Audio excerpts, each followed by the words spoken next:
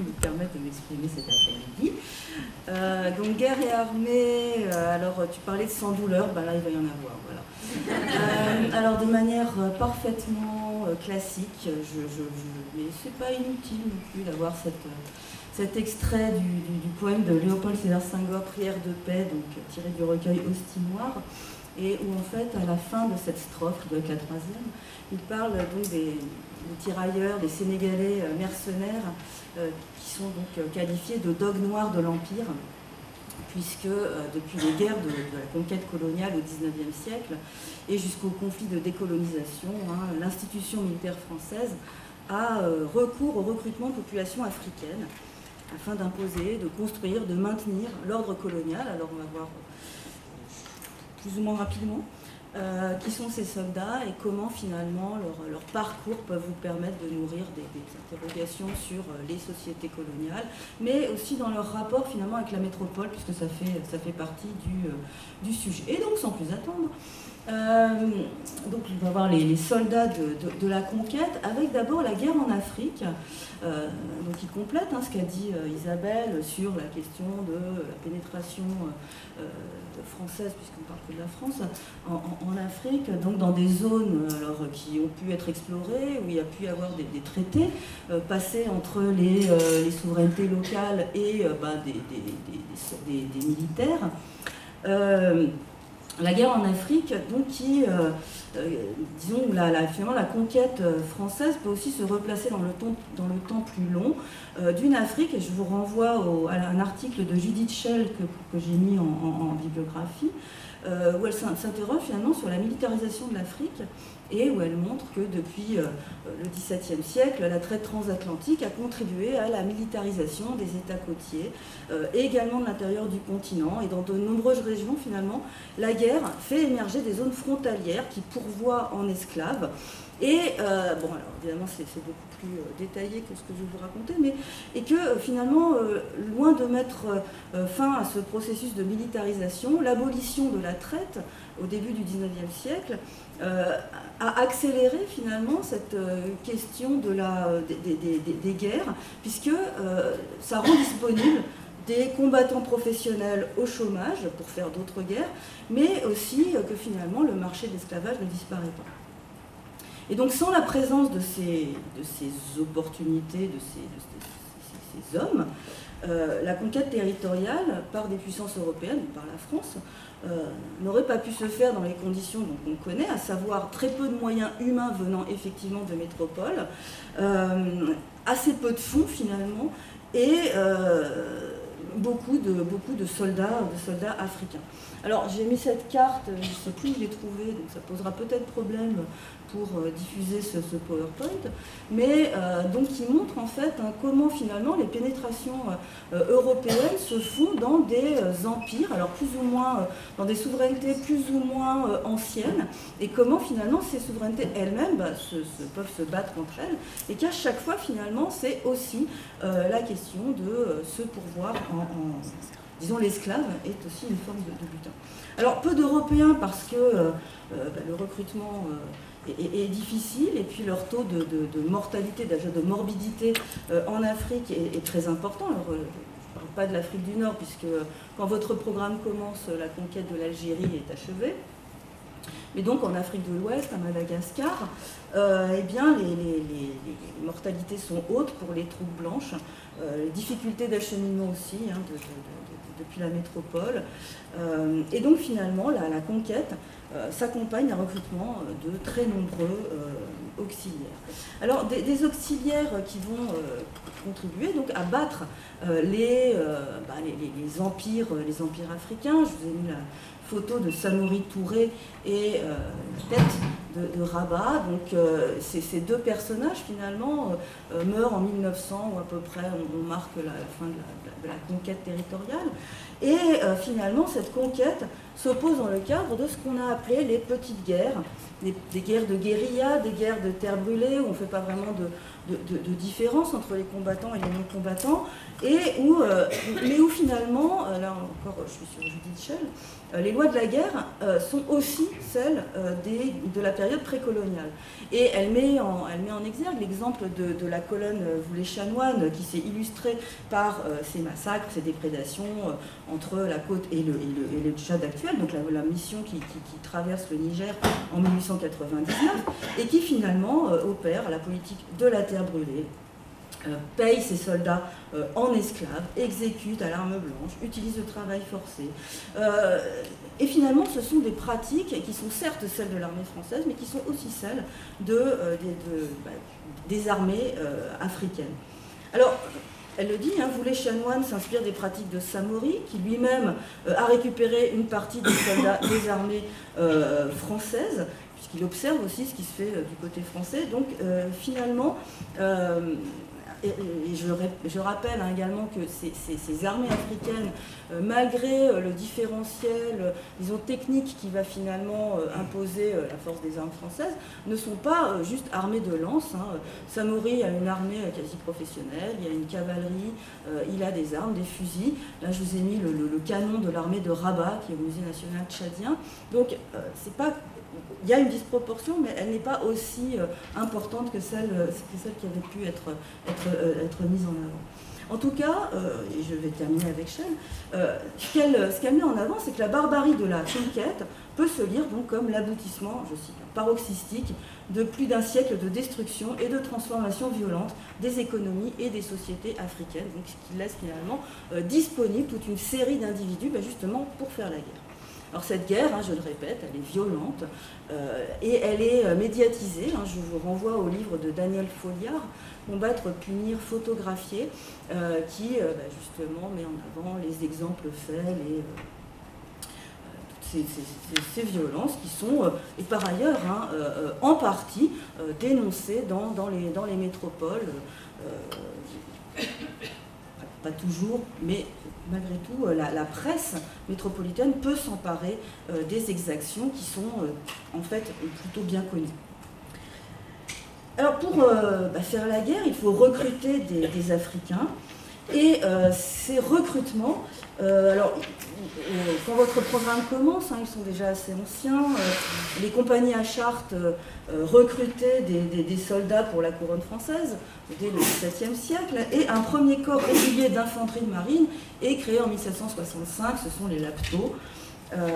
En 1842, les premières unités de tirailleurs algériens sont créées, et puis les besoins de la conquête allant en augmentant, avec la territorialisation de cette conquête, donc de l'occupation de la côte à l'occupation de l'intérieur du continent, selon, vous avez pu entendre la chronologie qu'on a fait Isabelle, finalement Louis Faidherbe, gouverneur militaire du Sénégal, demande que sur le modèle des troupes algériennes soit constituée une formation régulière de soldats indigènes pour continuer la colonisation de l'Ouest africain. Ce seront donc les tirailleurs sénégalais créés par le décret impérial du 21 juillet 1857. Alors c'est un recrutement qui se fait par le système des rachats. Ce sont souvent des esclaves qui font partie des premières générations de tirailleurs, c'est-à-dire un système de prime à l'engagement. Ils payent leur liberté pour gagner les rangs des troupes, mais en fait, cette prime est payée par les autorités coloniales. Donc, une majorité des tirailleurs sont d'abord des populations captives, ou en tout cas d'origine servile, et finalement, la mise en place de cette armée tend à remettre en question les anciennes hiérarchies existantes donc en tout cas en Afrique de l'Ouest. Alors, je l'ai dit au début, Isabelle l'a dit en fait, au début du XXe siècle, malgré quelques poches de résistance, en gros, la conquête coloniale en Afrique est achevée, et on a plus seulement besoin des tirailleurs, des soldats pour faire la conquête, on en a aussi besoin pour la pacification. Et donc les recrutements ne cessent les demandes, les besoins ne cessent d'augmenter. On compte 1200 Africains au service de la France en 1882 en Afrique subsaharienne. Ils sont 9000 autour donc, de 1900. Et donc ils participent, pas seulement à la conquête de l'Afrique de l'Ouest en ce qui concerne les tirailleurs sénégalais, qui sont d'ailleurs de moins en moins sénégalais, mais il participe donc à la conquête de Madagascar et aussi du Maroc. On les trouve donc au Maroc à partir de 1908 et ensuite encore dans la guerre du Rif dans les années 1920. Alors pourquoi s'engager? Il y a un certain nombre d'études, c'est d'abord pour des raisons financières, aussi parce que finalement vous pouvez en tant que tirailleur être exempté de l'indigénat sans pour autant accéder à la citoyenneté. Et puis l'engagement, c'est aussi un moyen de redéfinir une place dans la société, puisque beaucoup sont d'anciens captifs qui vont trouver finalement, par l'engagement militaire, une possibilité d'ascension sociale. Alors, qui recruter? Alors il y a eu la question en Afrique de l'Ouest des races martiales, qui vient en fait, alors qui peut avoir une origine britannique en Inde et qu'on va retrouver donc en Afrique française, avec le fait que la militarisation du continent, la conquête coloniale a accentué la spécialisation de certaines zones comme particulièrement guerrières en tant que pourvoyeuses de recrues. Alors l'idée de race guerrière, elle repose pas tellement sur ce qu'on connaît des pratiques précoloniales que finalement sur qui vient s'engager, donc qui a besoin de l'argent que procure la prime de recrutement. Et finalement apparaissent aussi comme martiales des races, des populations qui ont su résister aux précédentes invasions enfin guerre intra-africaine, ou alors qui ont courageusement résisté aux attaques françaises. Donc en fait, il y a énormément de critères qui rentrent dans ce qu'on peut définir comme une race martiale, qui ne repose sur pas grand-chose évidemment, mais toute une ethnographie militaire a quand même dessiné une géographie humaine de l'Empire, où on distingue donc les races guerrières des races non guerrières, et c'est surtout l'Afrique de l'Ouest qui a fait l'objet de ce type de recherche.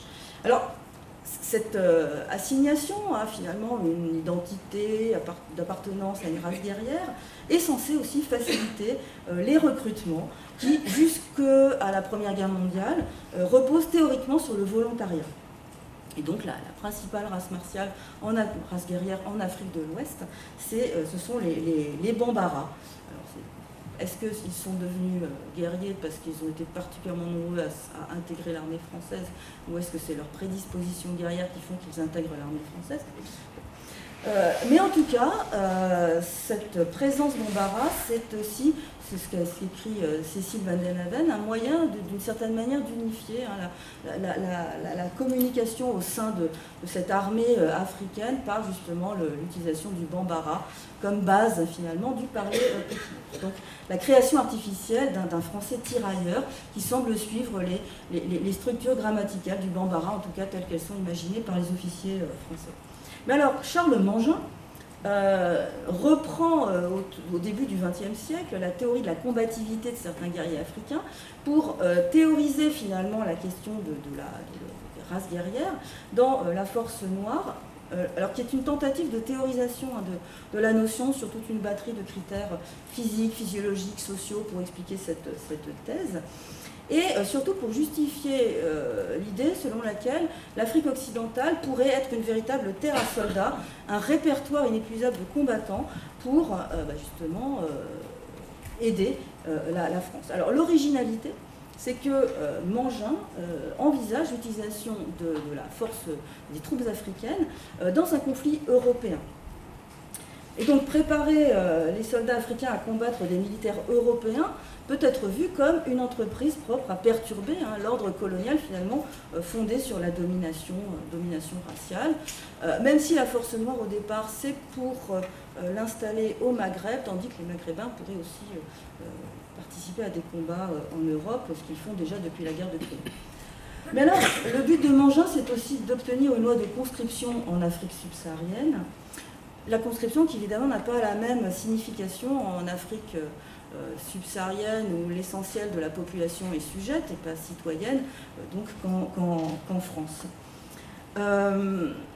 Alors, le problème en fait qui commence à se poser, c'est que les réserves d'hommes sont en fait assez peu importantes. Comment en trouver? Eh bien, en 1912, le gouverneur général de l'AOF, William Ponty, sur le conseil et l'appui de Charles Mangin, va organiser une conscription partielle parmi les hommes de 20 à 28 ans pour une durée de 4 ans, alors que les volontaires s'enrôlent pour une durée de 5 à 6 ans. Donc il s'agit d'élargir le vivier de recrutement à l'ensemble finalement de la société, plus seulement de populations d'abord venues de populations captives ou d'origine servile, et puis ensuite une population qui est, disons, qu'on essaye de pêcher parmi les fils de chef, mais disons un recrutement plus large socialement.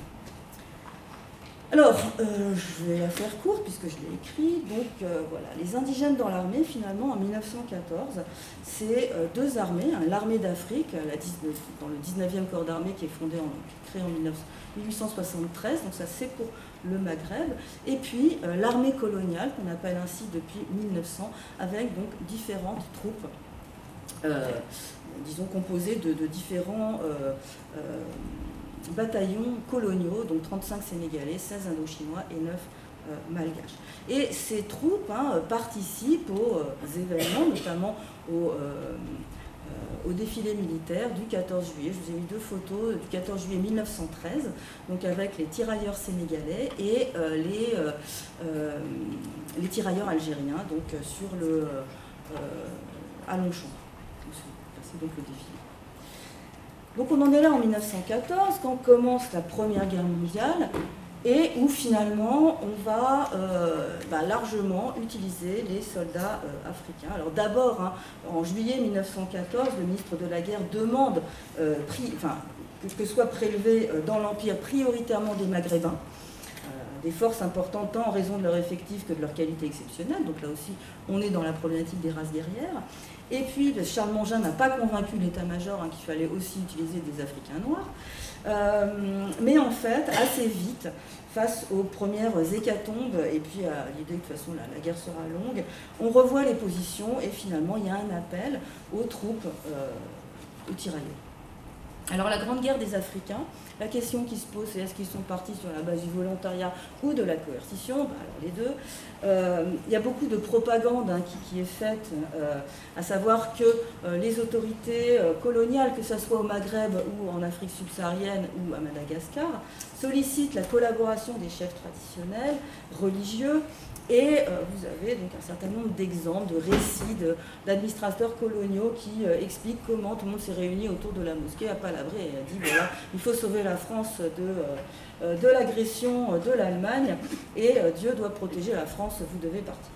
Alors, il y a des appuis, des notables, notamment musulmans d'Afrique de l'Ouest, des chefferies aussi qui répondent de manière tout à fait zélée à la demande, et de la part de ceux dont on sait qu'ils sont volontaires, d'abord différentes modalités de recrutement, alors tout le temps sur la base du volontariat, la plupart du temps sur la base d'abord du volontariat, en Tunisie, en Afrique occidentale. En Algérie, c'est plus compliqué parce qu'en 1912 a été aussi mis en place une conscription, mais où en fait on est dans le volontariat et dans la conscription. Bon, c'est pas encore très net au début de la guerre, mais disons, il y a des volontaires. Alors pourquoi? Déjà pour se faire oublier éventuellement quand on a des choses à se reprocher. Éventuellement, on peut voir aussi le départ vers la métropole pour des raisons comme un espoir en fait d'ascension sociale, d'apprendre un métier. Bon, ça peut arriver. Des gens qui, par exemple à Madagascar, purgent une peine d'indigénat, peuvent être libérés moyennant la promesse de s'engager. Alors est-ce que c'est du volontariat, est-ce que c'est de la coercition? Et puis vous avez des raisons, alors dans le livre de Martin Moore sur Tiaroy, donc Camara Kandé, qui est le fils issu d'une chefferie guinéenne, qui souhaite s'engager en 1914 et qui explique pourquoi. Là, par le fait justement que finalement la population servile a pris beaucoup trop d'importance dans l'armée, alors que finalement c'est réservé quand même à la caste des combattants qui sont finalement d'une certaine manière marginalisés dans cette armée coloniale. Et puis bien sûr, les avantages pécuniaires qui viennent avec le recrutement, des primes, des allocations. Un décret qui paraît en octobre 1916 sur le fait que nouveaux recrutés toucheront une prime d'engagement de 200 francs, payable à la signature du contrat, qu'une indemnité sera versée aux familles nécessiteuses dans la limite de 6 à 15 francs par mois, de 120 francs aux familles de tirailleurs veuves et orphelins, donc de tirailleurs morts. Les tirailleurs touchent une solde journalière. Les rations sont censées être équivalentes à celles des troupes blanches. Ils sont censés être habillés de neuf. Et donc, il y a comme ça des entre guillemets, avantages pécuniaires, avec des sommes perçues notamment à l'engagement qui ne sont pas du tout négligeables, puisque par exemple à Madagascar, l'impôt personnel, c'est 33 francs par an, et donc c'est beaucoup, quand le salaire d'un manœuvre dans la région de Tananarive est de 1,50 franc. Donc finalement, vous avez une entrée dans l'armée qui peut être avoir un bénéfice financier. Alors, bon, ça c'est la partie relativement volontaire. En fait, très vite, le recrutement va se faire de manière coercitive. Il faut bien voir, je ne vais pas en parler, mais que finalement ces recrutements se font dans des populations assujetties à l'impôt, aux prestations de l'indigénat, dans des zones, par exemple le Sahel, qui a été marqué par 2 années de sécheresse et de famine en 1913 et 1914, qui ont éprouvé les populations. Donc on demande là le départ d'hommes jeunes pour longtemps, peut-être avec des chances de ne pas revenir. Et donc, finalement, ce recrutement pèse sur les sociétés. Et là, vous voyez, ça doit être en 1914 ou même 1915, je n'ai pas noté la référence, mais ça doit être dans Patrick Dramé, je vous ai mis la référence dans Bibliographie. C'est la manière dont l'administrateur, dont le Balum Naba, chef traditionnel, mais aussi, raconte les recrutements. Donc au départ, c'était facile, et puis après, finalement, il y a de plus en plus de jeunes gens qui essayent d'éviter l'agent recruteur, qui s'en vont. Et donc, il faut se livrer à de véritables battues de chasse à l'homme pour récupérer la proportion d'hommes dont on a de plus en plus besoin pour se battre en métropole. Et alors, la contrainte, finalement, elle s'abat sur les populations les plus faciles à attraper. Par exemple, à Madagascar, c'est plus simple d'avoir les riziculteurs sédentaires de l'Imerina que des populations plus discrètes, on va dire, plus loin en fait du pouvoir colonial. Et on sait comment finalement les recruteurs sont parfaitement motivés également par des primes, puisque par exemple, toujours à Madagascar, vous avez une prime de 2 francs par engagé, ce qui n'est pas du tout négligeable. Donc, face à cette coercition qui pèse de plus en plus sur les populations africaines, vous avez des résistances, avec évidemment un S à résistance, puisque l'économie se ressent du départ de ces jeunes agriculteurs, et que aussi la demande, le besoin est continu finalement à partir de 1914. Alors les résistances, elles sont de plusieurs types, sachant que, que le poids du recrutement n'a pas pesé de la même manière partout. Alors, comment résister finalement à l'agent recruteur? C'est dissimuler les jeunes gens dans les villages, c'est fuir à l'approche d'une commission de recrutement. Dans les zones pas très éloignées d'une frontière coloniale, c'est passé par exemple en territoire britannique, où il est hors de question d'employer des Noirs pour se battre en Europe.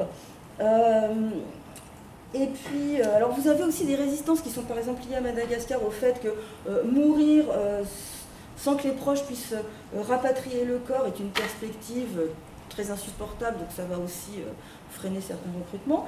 Mais en tout cas, vous avez comme ça plusieurs manières d'évitement, qui ne sont pas des résistances frontales, mais enfin des manières de contourner la demande. Alors, j'ai parlé des chefs religieux qui finalement peuvent tout à fait aller dans le sens des autorités coloniales, donc des marabouts qui vont aider les sergents recruteurs, mais vous avez également, par exemple, au Sénégal-Niger, à partir de fin 14, début 1915, des marabouts qui finalement annoncent l'arrivée imminente d'un Mahdi, la déroute prochaine des Français, et qui finalement vont plutôt être dans la subversion que dans l'accompagnement du recrutement. Alors, dans ces zones, justement, vont commencer des résistances. Alors il y en a 3 principales. La résistance des Bambara du Bélédougou, en février-mars 1915, donc un soulèvement armé contre une commission de recrutement qui se continue comme un mouvement véritablement insurrectionnel qui touche plusieurs dizaines de villages avec le mot d'ordre « pas de recrues, nous ne voulons plus donner nos fils », donc c'est très clair. Bon, mettre aussi fin à la présence coloniale, c'est autre chose. Mais alors, cette insurrection est matée par donc, la colonne du Bélédougou qui va user de tactiques de guérilla pour rétablir l'ordre. Les meneurs sont traduits devant des tribunaux indigènes, les populations bambara contraintes de s'acquitter d'une amende collective. Alors là, pour rejoindre le propos d'Isabelle, le cercle de Bamako va être divisé en plusieurs cantons dont les anciens chefs vont être remplacés par des nouveaux chefs jugés plus loyaux. Et de toute façon, le nombre de soldats demandés reste le même. Il n'y a pas... Donc, une autre insurrection, c'est celle de l'Ouest Volta, qui dure plusieurs mois. Et pareil, qui va, disons, être suscitée par la demande de recrutement d'environ 20 000 hommes, et où les troupes vont se livrer à une guerre totale dans la région pour mettre fin au cercle révolté. Vous avez la rébellion dans l'Aurès, qui là encore commence en 1916, quand en fait la pression sur les populations s'accroît avec la volonté d'incorporer toute la classe 1917, donc dans l'Aurès. Et là, sur les places publiques, dans les marchés, on annonce la venue d'un Mahdi, la venue prochaine des Turcs et d'un Mahdi, donc d'un sauveur de l'islam, en faisant référence à la grande révolte de Mokrani de 1871, donc des sabotages haineux, des assassinats d'Européens, et la révolte, là encore, est matée, mais avec de gros moyens militaires. À Madagascar, c'est une insurrection, enfin pas une insurrection, c'est on va dire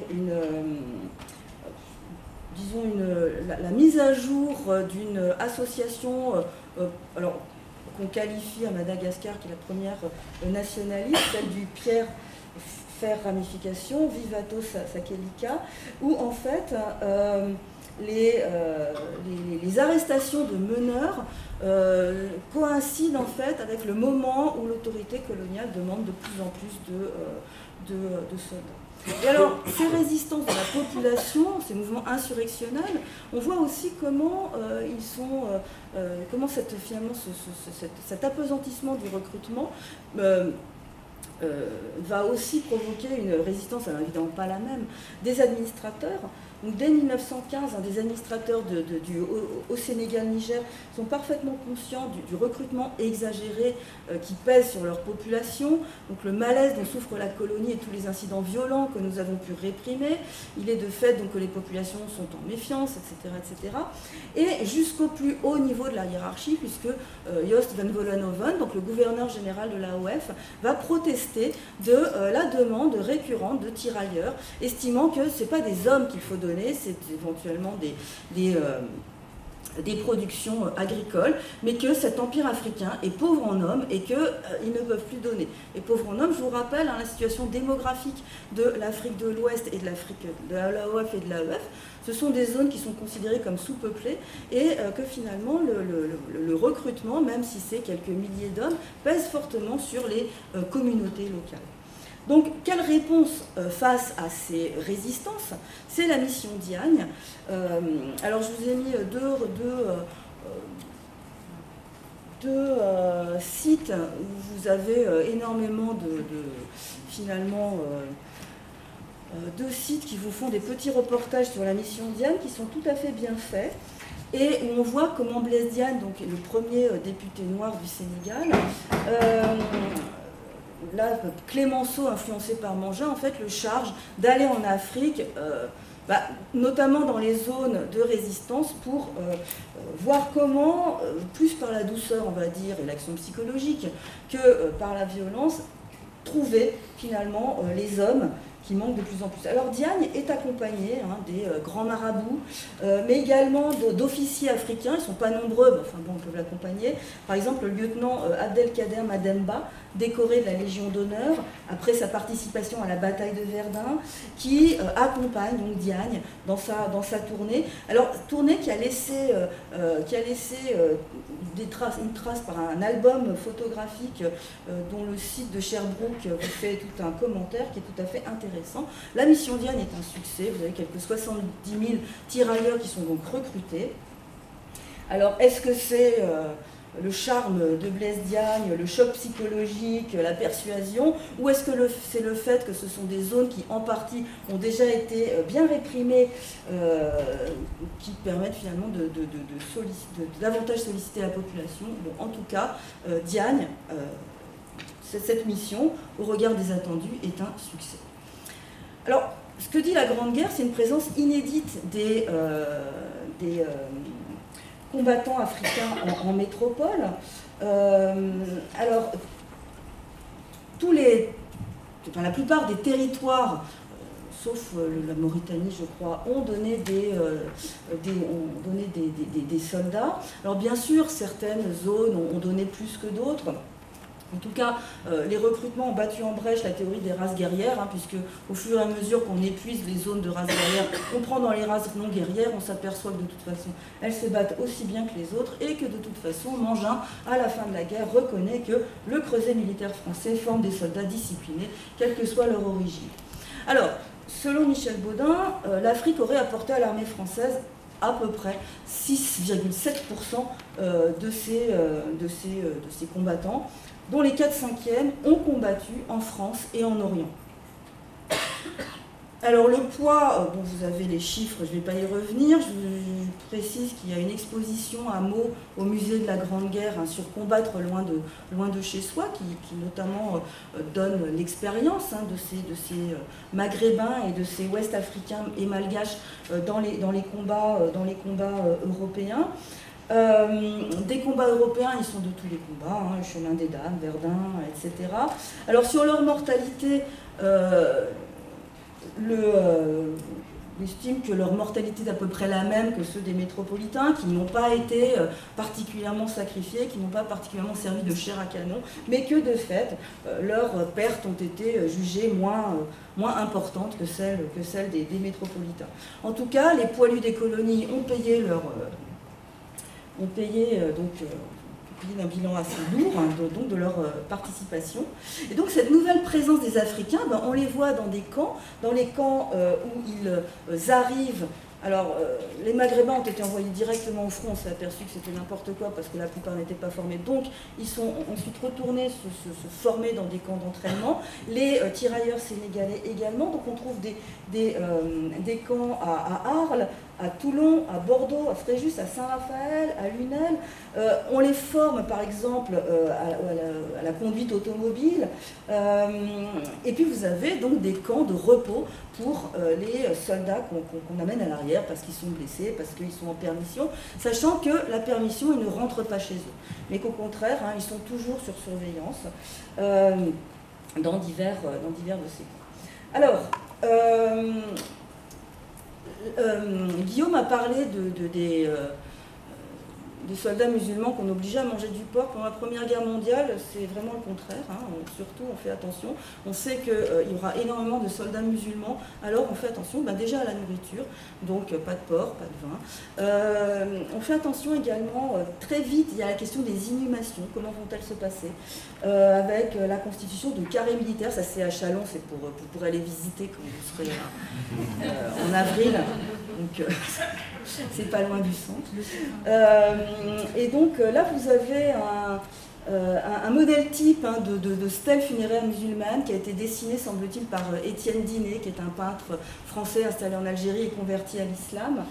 Et un modèle qui est envoyé au front, dans les hôpitaux, bon, si on a des inhumations. Des imams aussi sont envoyés au front dès le mois de juin 1915. Et là, donc, vous avez la mosquée qui a été érigée en 1916 dans le jardin de Nogent, le jardin colonial de Nogent. Alors, c'est une mosquée qui n'est pas appelée à durer, elle est en bois, mais il y a des lieux de culte donc, pour les soldats musulmans. où il y avait en fait un hôpital pour les blessés musulmans. Alors ces soldats africains ont l'occasion justement de rencontrer des Français de France en fait, et finalement ce qu'ils envoient c'est un regard un peu différent que ceux qu'ils peuvent porter sur les Français dans les colonies. Déjà là il peut y avoir une relative rencontre avec les femmes blanches qui est absolument interdit dans les colonies. Donc il y a tout le réseau des marraines de guerre, où vous voyez dans l'horoscope des filleuls, le tirage au sort va autant concerner des tirailleurs africains que d'autres d'origine moins africaine. Et finalement, cette expérience de la rencontre, elle est intéressante, elle est racontée de manière intéressante par Lucie Cousturier, une peintre qui raconte des inconnus chez moi. Alors elle donne des cours d'alphabétisation aux tirailleurs sénégalais au camp de Fréjus, et elle raconte finalement son expérience, alors qui par ailleurs, après elle ira en Afrique et fait partie de ces écrivains très anticolonialistes qu'on va pouvoir trouver dans l'entre-deux-guerres. Bon, je vais la faire vite. Ces troupes coloniales, elles sont célébrées, notamment dans la journée des troupes coloniales. Et l'expérience du tirailleur, elle a pu être racontée par Bakary Diallo. Bon, je vous ai fait une petite slide. Et vous avez donc RFI qui a travaillé les cassettes d'entretien que Marc Michel avait faites en 1973 avec Bakary Diallo, qui écrit en 1926 Force Bonté, donc qui raconte son expérience de tirailleur, qui ensuite a écrit des livres en peul, je crois, ou en bilingue, peul français. Alors l'après-guerre, c'est le retour des anciens combattants, la question des démobilisations. Alors ceux qui souhaitent rester en France, ou les autorités sont extrêmement réticentes. Certains se marient en France, qu'il s'agisse de Maghrébins ou de Ouest-Africains. Alors la réinsertion des démobilisés, parfois malades, handicapés, n'est pas toujours simple. Les anciens combattants bénéficient d'un accès privilégié à certains emplois, donc avec des lois sur l'embauche préférentielle, sauf que, par exemple, en AOF, elle est appliquée tardivement. Et puis, de toute façon, les vétérans sont assez rares à exercer un métier spécialisé. Donc, c'est finalement dans la fonction publique qu'ils vont trouver le plus de postes, sachant que 80% des mobilisés n'étaient pas francophones en partant. Alors, ils le sont un peu plus en rentrant, mais une minorité encore maîtrise le français, l'écrit. Mais cette minorité va pouvoir trouver des emplois dans la petite administration, interprètes, postiers, miliciens, chefs de garde de cercle, etc. Et on voit par exemple, l'article est dans la bibliographie, sur Madagascar, l'administration coloniale qui voit affluer de nombreuses demandes d'embauche, depuis même la France, au moment des démobilisations, de la part d'ex-tirailleurs qui attendent en fait beaucoup de leur retour en termes d'emploi et donc de revenus. On en est toujours là. Encore en 1933, un ancien tirailleur se plaint directement à Albert Lebrun de la situation de soldats revenus de France qui, faute d'emploi, ne peuvent pas nourrir leur famille et payer la taxe personnelle puisque ces gens restent des indigènes. Alors, donc, il y a cette question. Ce qui change en matière de conscription, c'est que justement, la conscription s'étend, plus seulement à l'Algérie, mais aussi à l'AOF, mais selon des modalités qui restent encore compliquées. C'est-à-dire, il y a le service militaire, mais par conscription, et donc, il repose encore sur le tirage au sort. Donc, ils font un contingent, et puis à partir de là... Donc, c'est pas tout le monde. En AEF, la fédération est dispensée de la conscription en 1928. C'est toujours le volontariat qui commande dans les côtes françaises du Somalie. Là, il n'y aura jamais de coercition pour l'embauche de recruteurs. Bon, donc ça change un peu. Donc, les désillusions, elles sont importantes, vous le savez tous.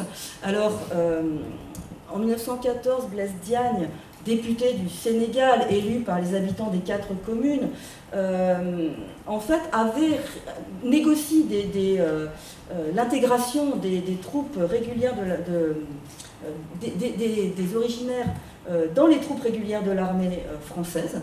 Donc l'idée est de ne pas les verser dans l'armée coloniale, mais dans l'armée française.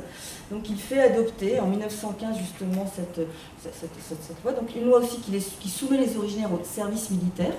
Donc ce sont de vrais citoyens, ils font le service militaire. Et il négocie aussi en 1916 le fait que toute personne née dans les 4 communes est et demeure citoyen français au même titre que ses descendants. Alors, la rhétorique a été pas complètement négligeable sur l'égalité dans la société, dans les tranchées comme devant la mort. Hein. C'est ce que, dès 1917, Galandou Diouf dit. Donc, les mêmes droits, c'est ce que dit Diane aussi, vous gagnerez les mêmes droits, c'est-à-dire la citoyenneté pour tous ces non-originaires, donc tous ces Africains indigènes. Et Diane va soutenir dans l'entre-deux-guerres, en 1918, notamment avec le député antillais Gratien Candace, l'idée d'une extension des droits politiques aux colonisés. Charles Gide, de son côté, président de l'Alliance franco-indigène dès 1915, est sur la même ligne, promoteur d'une revendication, ils se sont battus, ils ont des droits. Et qu'en est-il après-guerre? Assez peu de résultats. Alors Galandou Diouf, qui va succéder à Blaise Diagne à la députation du Sénégal, va faire une proposition de loi en 1936, et en fait ça va être pertes et profits. Donc finalement, pareil, en Algérie, la loi Jonard va essayer d'étendre cette citoyenneté, disons, en priorité aux anciens combattants. Vous lirez. C'est aussi la fin des impôts arabes en Algérie en 1919. Mais finalement, ce qu'on voit, c'est une réticence, alors en Algérie c'est très net, de la part des Français d'Algérie, à ce que les encore indigènes accèdent à davantage de droits. On commence à être dans, là encore, une question démographique, où finalement les Français d'Algérie commencent à comprendre qu'ils sont une ultra-minorité dans ce pays, et que la question de la pression démographique de la part des musulmans est un problème politique de plus en plus mis en avant, et donc donner des droits à des populations toujours plus importantes, ça risquerait à terme de noyer finalement les voix citoyennes, françaises, dans cet ensemble. Alors, cela dit, ces résistances font que on voit émerger de nouvelles revendications et dans de nouveaux cadres, de nouveaux discours, qui sont donc portés par des élites africaines qui vont demander donc l'égalité déjà dans un processus d'assimilation.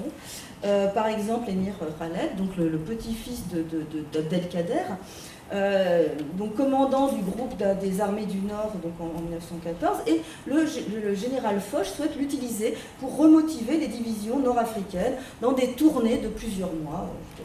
Et au lendemain de la guerre, il réclame une représentation parlementaire pour les Algériens, je cite, « Nous avons mérité cet honneur et la mère patrie considérera sans doute qu'elle se doit à elle-même de nous l'accorder. » Elle ne va pas l'accorder.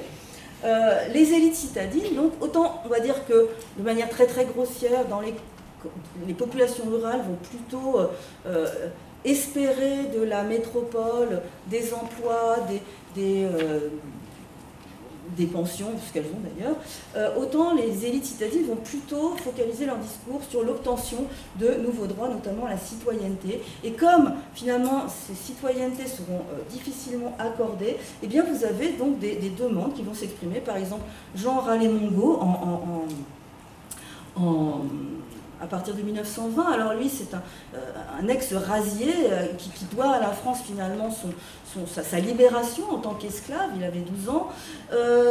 Il est engagé volontaire en 1916. En 1920, il épouse une Française, il demande la citoyenneté, qu'il n'a pas d'ailleurs, et donc il va devenir secrétaire de la Ligue française pour l'accession des indigènes de Madagascar aux droits de citoyens, et est envoyé en 1920, justement en 1921 à Madagascar pour faire signer une pétition justement pour obtenir cette citoyenneté. Alors, bien sûr, toutes les élites ne vont pas réclamer l'assimilation. Vous avez également ceux qui, comme Lamine Senghor, qui lui aussi a fait la guerre, c'est un ancien combattant, il s'est fait gazer, il a les poumons en dentelle, en fait il mourra assez vite de la tuberculose. Il devient non seulement antimilitariste, mais aussi anticolonialiste, et il crée donc l'Union intercoloniale, et il écrit « En violation d'un pays » en 1927. Il est aussi connu pour s'être dans un procès, il témoigne contre Blaise Diagne, au procès qu'il attente à René Maran. René Maran qui écrit donc Batouala, véritable roman nègre, voilà. Et Diagne étant accusé justement après sa tournée de 1918 d'avoir vendu finalement ses frères à la guerre. Alors, j'ai plus si longtemps que ça, rassurez-vous. Donc la Deuxième Guerre mondiale, là encore se pose la question, alors recrutement volontaire ou forcé.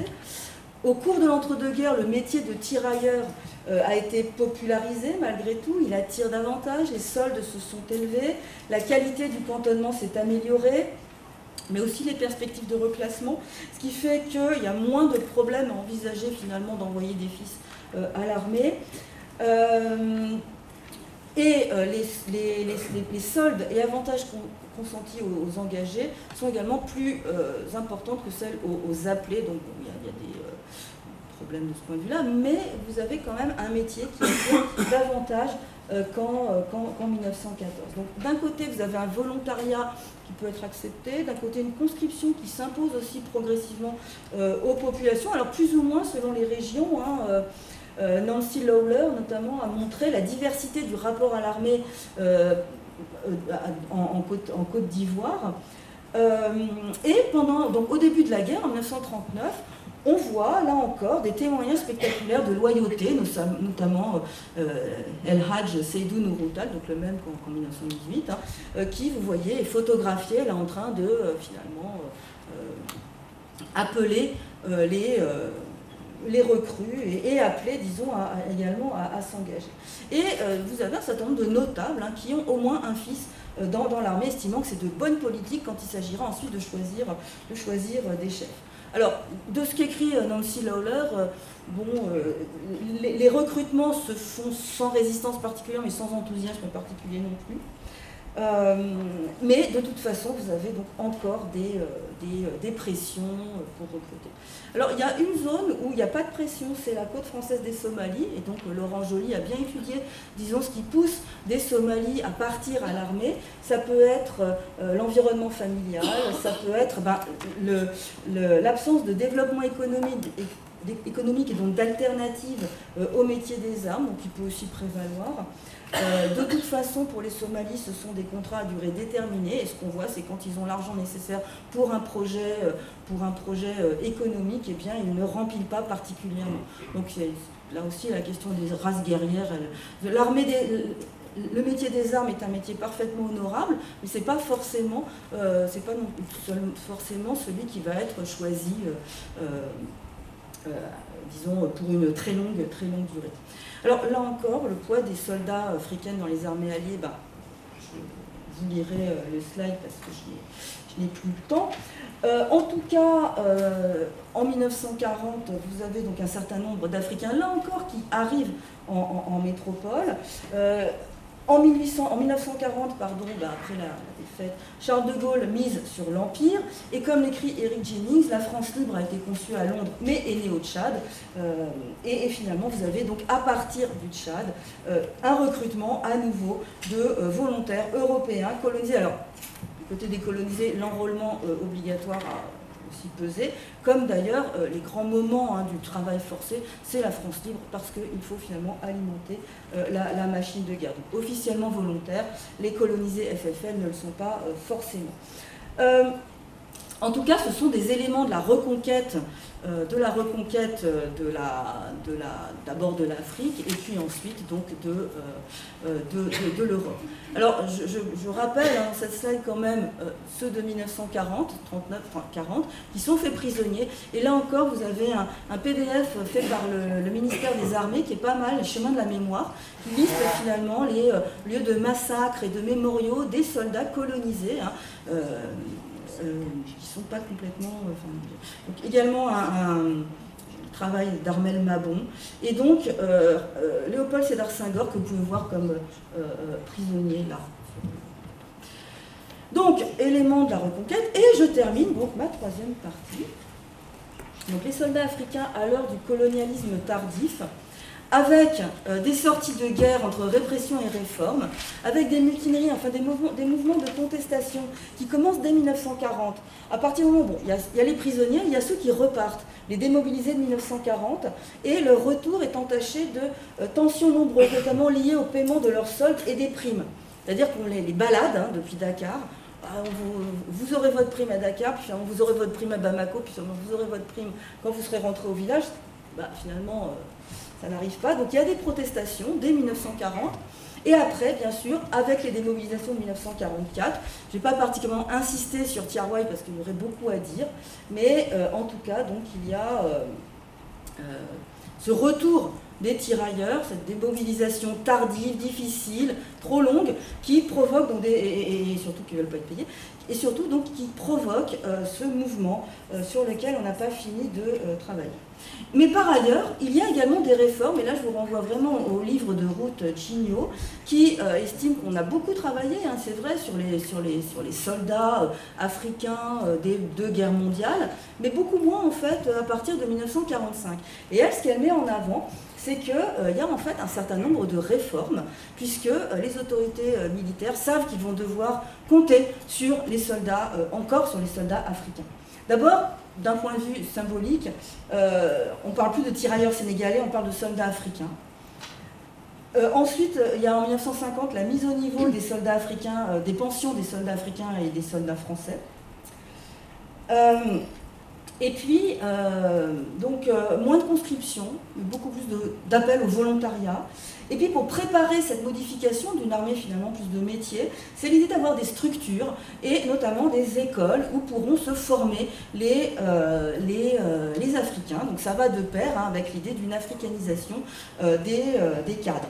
Donc une formation professionnelle aussi est offerte aux soldats, donc une amélioration du salaire, des conditions de service. Je vous ai mis un extrait des mémoires de Abdoulaye Bathily, qui est un prof d'histoire sénégalais, qui écrit donc dans chapitre 3, en 1959, comment il passe par l'école militaire préparatoire africaine, donc qui remplace en fait les écoles d'enfants de troupes, et qui permettent en fait d'augmenter le niveau scolaire, le niveau général en fait, des jeunes gens appelés à être sous-officiers et de plus en plus officiers. Puisque au cours entre 1950 et 1956, vous avez eu une très forte poussée finalement du nombre d'officiers africains, officiers formés sur le même modèle que leurs homologues français.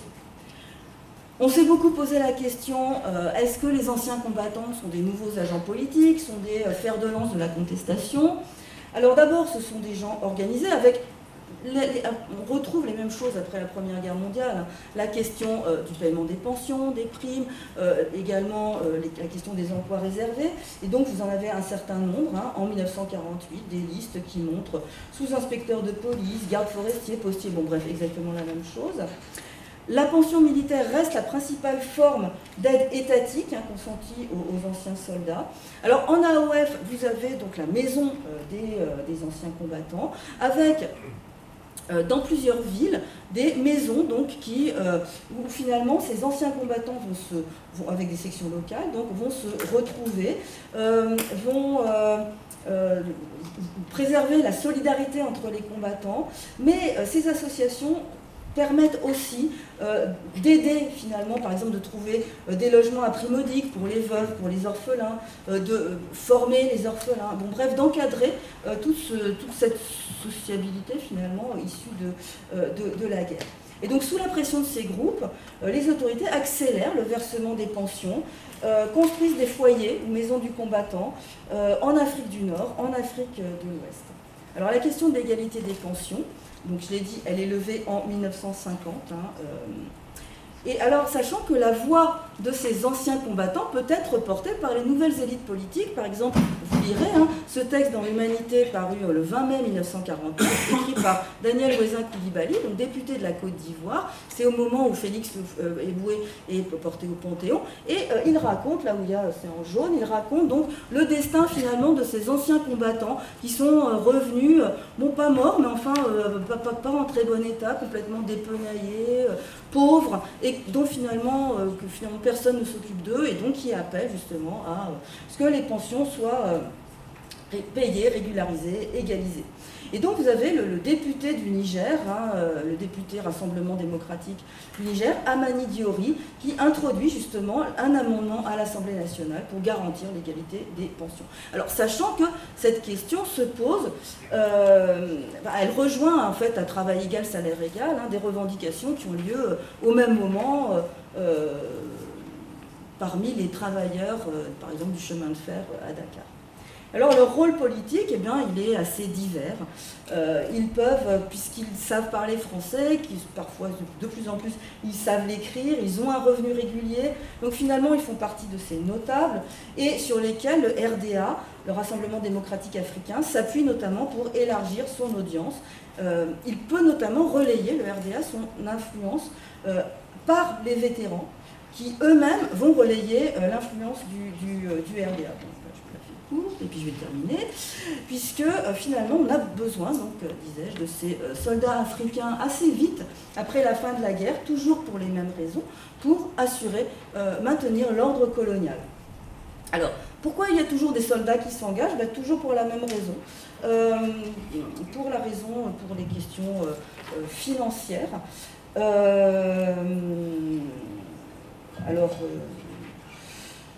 Pour vous donner un exemple, à l'échelon salarial le plus élevé, au maximum de l'ancienneté, un sergent africain touche 1593 francs mensuels en 1945, 10 fois la solde d'un homme de rang, et par mois, un travailleur agricole, donc on est en AOF, touche 135 francs environ.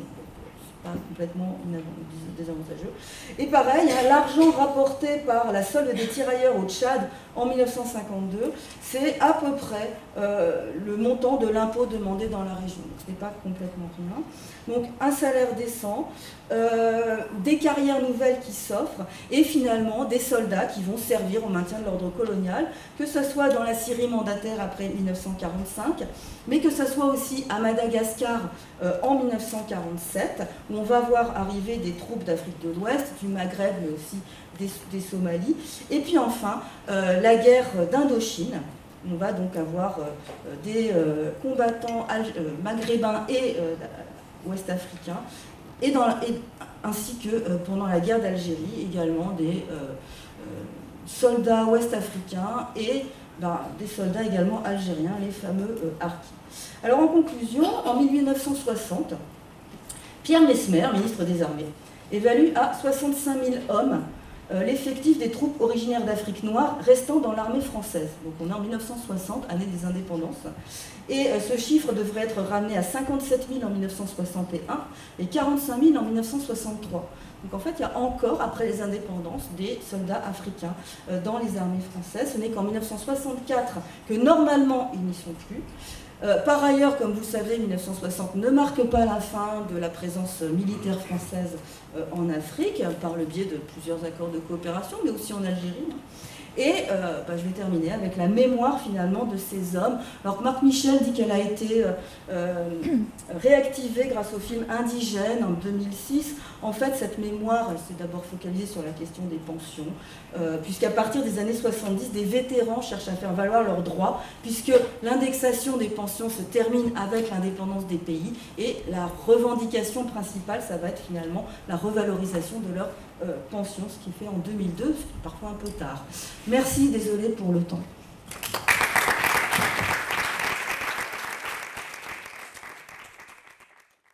Merci à toi Claire pour ce tour de force qui va rendre bien des services aux candidats. Je pense que vous y voyez clair maintenant sur la question, il y a toutes les problématiques et plein d'exemples en or. On va prendre juste 5 minutes pour les questions, on avait promis à Pascal Barthélémy de la faire passer beaucoup plus tôt. Donc, on ne voudrait pas la retenir trop longtemps. Donc 5 minutes de questions. Qui pose la première?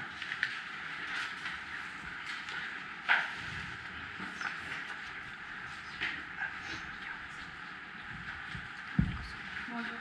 Ma question c'était sur la conscription qui est donc, si j'ai bien compris, reste tout le temps différente selon les colonies, si j'ai bien compris. Oui, en fait, oui. Et en fait, je voulais savoir qu'est-ce qui détermine ces différences un certain réalisme, parce que, par exemple, si l'AEF est exemptée en 1928, c'est parce que là, en fait, la priorité, c'est finalement de trouver des travailleurs. Parce qu'en fait, assez souvent, mais j'ai pas eu le temps de le dire, mais en fait, dans cette question du recrutement militaire, il y a la question de la concurrence avec la main-d'œuvre. C'est-à-dire, par exemple, en Algérie, les Français, enfin les autorités coloniales, sont très hostiles en 1912 à la conscription des Algériens, parce que finalement, ce serait de la main-d'œuvre qui ne serait pas disponible. Donc en AEF, où la question démographique est vraiment importante dans l'entre-deux-guerres, c'est pas... c'est notamment pour ça que vous avez l'assistance médicale indigène qui se renforce et où il y a toute la problématique de l'encadrement médical des femmes, justement pour qu'elles... C'est ce que dit Jules Card en 1927, c'est faire du noir en quantité, et bon, ensuite en qualité, mais c'est faire du noir, ça veut dire il faut qu'il y ait des travailleurs, des hommes. Et donc, Card est de l'AOF, mais disons, c'est cette question donc, de la concurrence.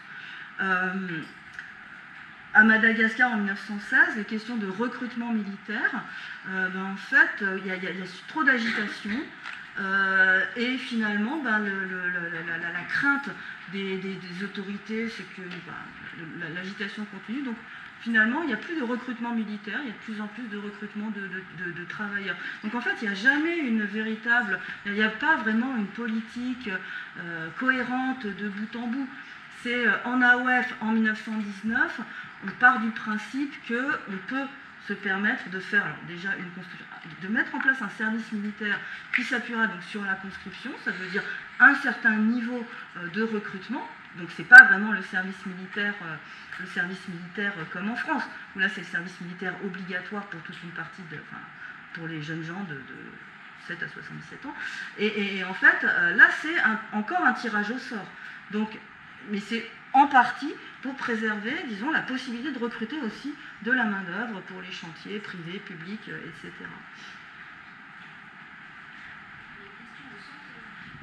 Oui, bonjour.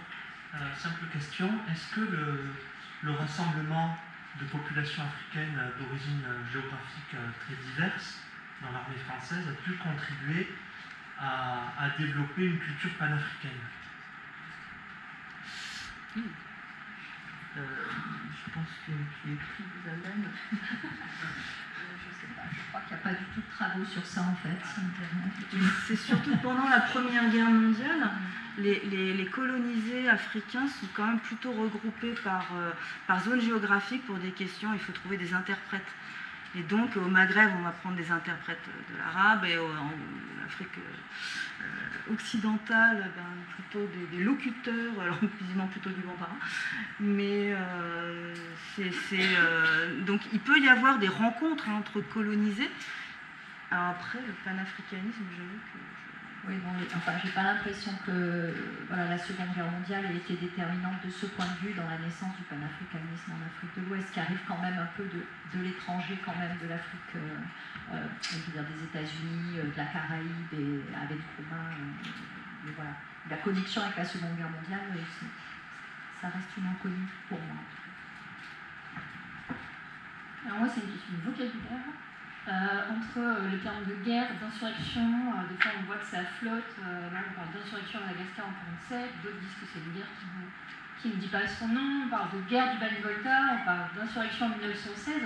Comment on fait pour naviguer de l'un à l'autre? Est-ce que l'insurrection c'est le terme utilisé par le colonisateur en fait pour mater les autres? À partir de quand on considère que c'est une guerre en fait? Si on a vu sur la guerre, c'est un peu compliqué, c'est un peu flottant dans certains... On parlait des événements d'Algérie. Oui, voilà, c'est ça. Après oui, insurrection, c'est évidemment le terme révolte de la part des autorités administratives. Après, je pense que vous risquez pas grand-chose à mettre insurrection, révolte, entre guillemets, et puis guerre d'Indochine, c'est passé assez vite dans le vocabulaire, il me semble. Guerre d'Extrême-Orient, je vous avoue que je suis peu compétente. Si je peux ajouter, pour le Bani-Volta, c'est les anthropologues qui ont travaillé localement qui ont repris ce terme, des terminologies locales, voilà, disons, assumant que c'était une guerre. Voilà, donc là, ça nous donne le point de vue de ceux qui se révoltent et qui estiment être en guerre.